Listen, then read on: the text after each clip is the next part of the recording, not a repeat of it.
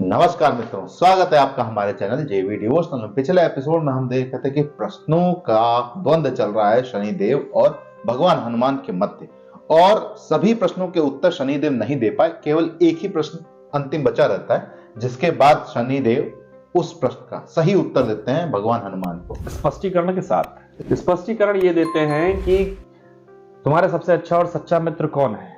क्या ये सबसे अच्छे और सच्चे मित्र हैं? क्योंकि सबसे अच्छा और सच्चा मित्र वो होता है जो आपको बुरे मार्ग से, लड़ने के मार्ग से रोके। फिर अगला प्रश्न होता है कि ये बताइए शनिदेव कि मेरा सबसे अच्छा पल कौन सा है। तो शनिदेव बताते हैं कि सबसे अच्छा पल वो है जिस पल में आप सब कुछ भूल जाए, जिस पल का ही भान ना हो, वो सबसे अच्छा पल है। जो पल आपका कब निकल जाता है आपको पता ही नहीं चलता, वही पल आपका। बजरंगबली को तुरंत एहसास हो जाता है कि ये मेरे किस पल की बात है, और लगातार शनिदेव उस पीछे ही शनिदेव उस बारे में बताते ही चले जाते हैं, जैसे कि उनके अंतर्मन को पढ़ रहे हैं। और बजरंगबली एक एक कदम पीछे ही चलते चले जाते हैं। और अंतिम में बजरंगबली केवल एक ही प्रश्न पूछते हैं, कब मिलेंगे वो। सीन गूज़बम्प था कि हाँ।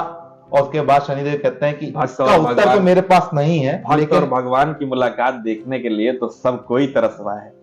लेकिन जो प्रश्न का उत्तर शनिदेव देते हैं वो भी बड़ा अद्भुत रहता है कि कब मिलेंगे ये तो ज्ञात नहीं है हमें, लेकिन जब मिलेंगे तब कोई प्रश्न नहीं रहेगा आपके। जितने भी प्रश्न आपके मन में हैं वो प्रश्न सब समाप्त हो जाएंगे। हाँ, आनंदम।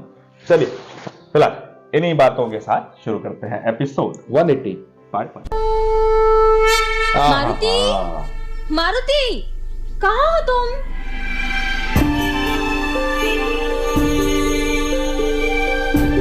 छवि उन्हें ज्ञात है भाई, किस प्रकार की अद्भुत छवि होगी। मारुति, भोजन तैयार है, आ जाओ। कुछ तो अलौकिक किया है तुमने शनि, फिर भी नियम है। मैं तुम दोनों को जाने देता हूं।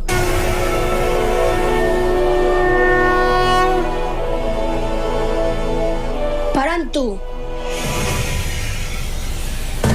अगली भेंट हुई तो संभव है मैं तुम पर प्रहार कर दूं। ये है ना बीजेम बजरंगबली। वाह मित्र, तुमने हनुमान को पराजित कर दिया। अरे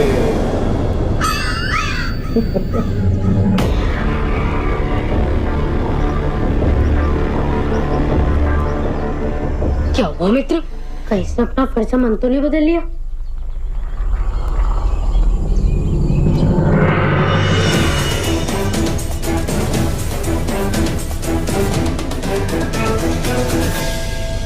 काकोल, हनुमान कभी अपना वचन नहीं तोड़ता। मैं इस वृक्ष तक पहुंच गया हूं, अब मैं तुम्हें कभी पीड़ा नहीं पहुंचाऊंगा। काकोल, कहा था ना, जहाँ भी जाते हो समस्या को आमंत्रित करते हो। अब चले, बहुत कार्य शेष है। अपना भी पूरा ना। ये शनि सदा अंत समय में मेरी सारी योजना को ध्वस्त कर देता है।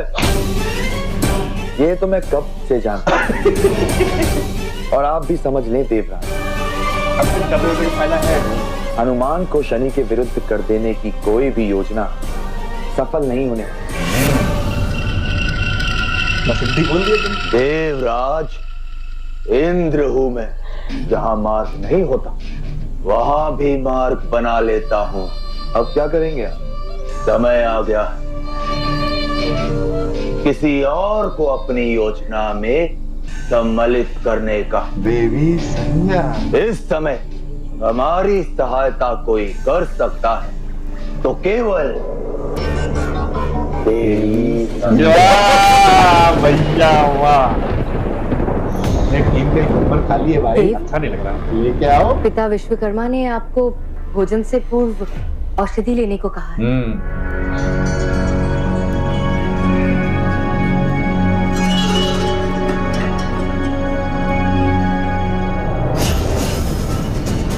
बीती बातें को भुला देना है श्रेष्ठ है संज्ञा। मृत्युलोक में जो हुआ उसके विषय में किसी को भी ज्ञात नहीं होना चाहिए। किस विचार में हैं आप देव? आपको इस विषय में सोचना बंद करना होगा। कैसे सनी?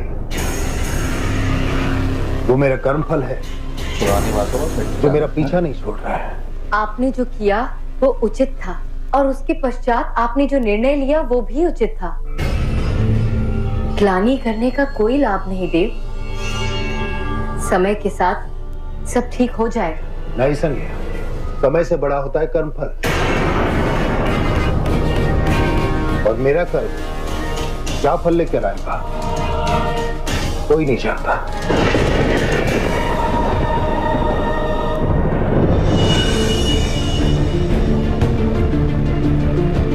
ये कहाँ है भाई?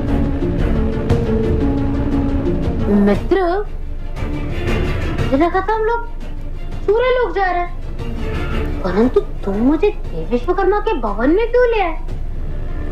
क्योंकि मुझे विश्वास है रेनोवेशन कि का काम सूर्यदेव करना की है। दुर्बलता का कारण उनका ग्रहण नहीं, मृत्यु लोक में किए हुए उनके कर्म है। और कर्म कभी पीछा नहीं छोड़ते। नानाश्री के भवन से ही मुझे सूर्यदेव की ग्लानि का छोर मिलेगा। तुम सूर्यलोक लौट जाओ करके, और मैं अपने प्रश्नों का उत्तर पाकर ही लौटूंगा। जाओ।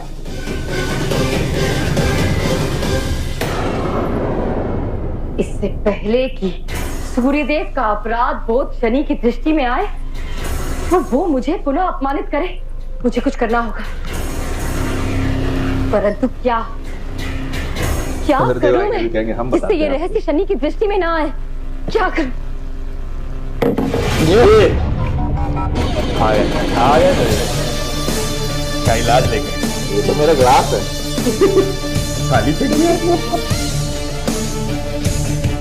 इतना क्रोध समझ सकता हूं। इसका संबंध कहीं ना कहीं उस शनि शनि से है।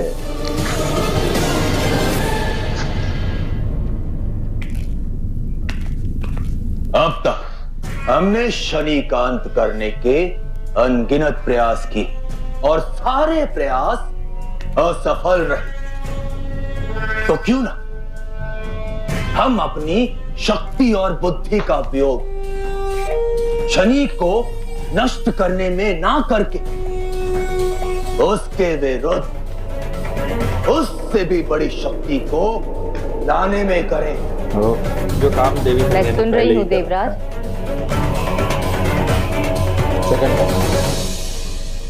जब सुन रही हैं तो समझ भी लीजिए कि इस समय पूरे संसार में शनि की शक्ति का सामना कोई कर सकता है तो वो है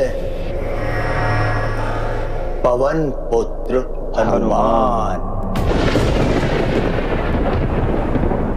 हनुमान, वो वानर जो सूर्य देव को हल समझकर निगलना चाहता था। जाइए देवराज। सच्चा लेके आया। आपकी दृष्टि में वो केवल एक वानर है, उदंड वानर। सोचिए देवी, जब हनुमान के पास कोई दैवीय शक्ति नहीं थी तो उसने सूर्य देव को निगलने का प्रयास किया। अब प्रत्येक देव से शक्ति पाकर वो क्या कर सकता है? सोचिए देवी संज्ञा, यदि हनुमान को हमारे पक्ष में लेकर उसे सही प्रशिक्षण दें तो हम हनुमान को शनि से बड़ा कर देंगे। हम शनि के शरीर को नहीं, उसके नाम को नष्ट करेंगे। गाइडेंस देंगे शक्तियों का प्रदर्शन कैसे करना है, क्योंकि शनि का अस्तित्व उसके शरीर में नहीं, उसकी सोच में है, उसके यश में है। शनि का यश भंग हुआ तो उसकी शक्ति स्वयं कम हो जाए। नष्ट हो जाएगी।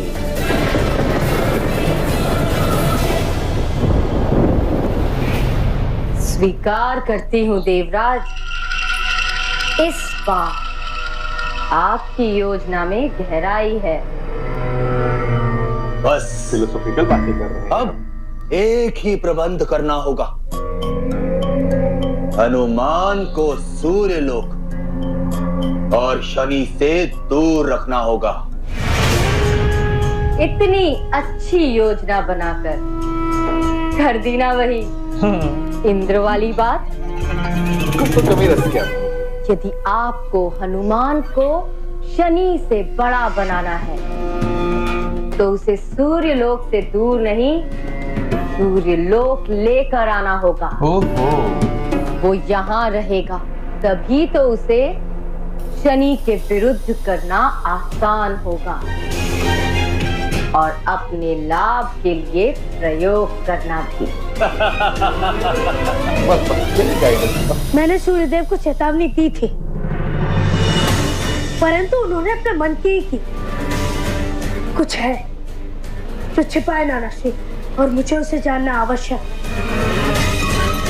और उसके लिए मुझे आपकी सहायता चाहिए।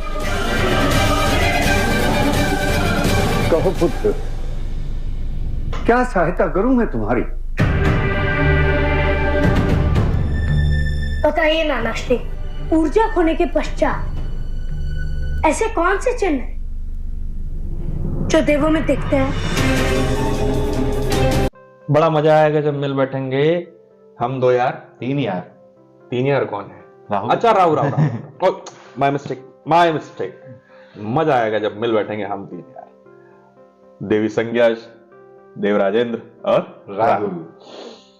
भाई एक ही मेंटेलिटी के आदमी जब मिल बैठते हैं ना, तो वो देखिए एक दूसरे की प्लानिंग बना रहे हैं, उस प्लानिंग में भी एक दूसरे की खामी निकाल रहे हैं कि नहीं? इसीलिए तो होता है। हाँ। कमी निकल जाए तो ये कमी की पूर्ति वही कर सकते हैं। हाँ, देवी संज्ञा को लेकर आइए, किस प्रकार से त्रिदेवों में भड़काई थी। इतना बड़ा काम कर सकते हैं, इतना छोटा काम तो कर ही नहीं। अच्छा, देखना वाली बात यह है कि व्यक्ति का स्वभाव नहीं बदला जा सकता।